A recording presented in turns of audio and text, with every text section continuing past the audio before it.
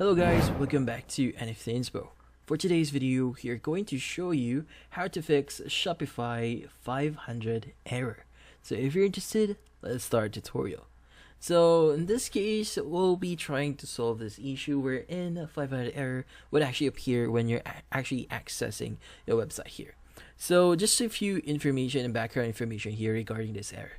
So if you're receiving this error, most likely there is some problem on Shopify's server. Now, the first best thing that you could do here is you need to first check if the service for Shopify is actually working.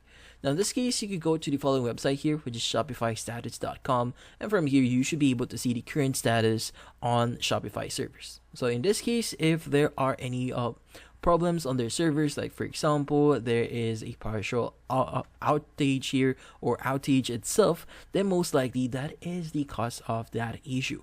Now if that's the case, then most likely the best thing that you do here is just wait for the developers for Shopify to actually solve the issue. But once they solve this issue, you should be able to basically access your website and you should no longer receive those errors. But in some cases, if you're still having this issue, the first thing that you need to do here is you need to clear some settings from your web browser here, because most likely it's because of your web browser and some settings that is retained from the previous errors. Now in this case, go to the top right here, click on the three-dotted icon, and you want to go to your settings. Now from here, what we need to do is we need to go to privacy and security, and from here you need to click on third-party cookies. From here, just scroll down a bit, click on see all site data and permission, click on clear all data, and just click on delete.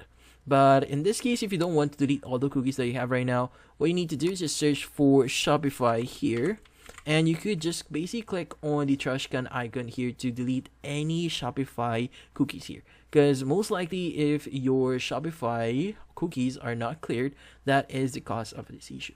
Now in this case, just click on the trash can icon here, and from then, once you've deleted all those cookies, see if that solves the issue.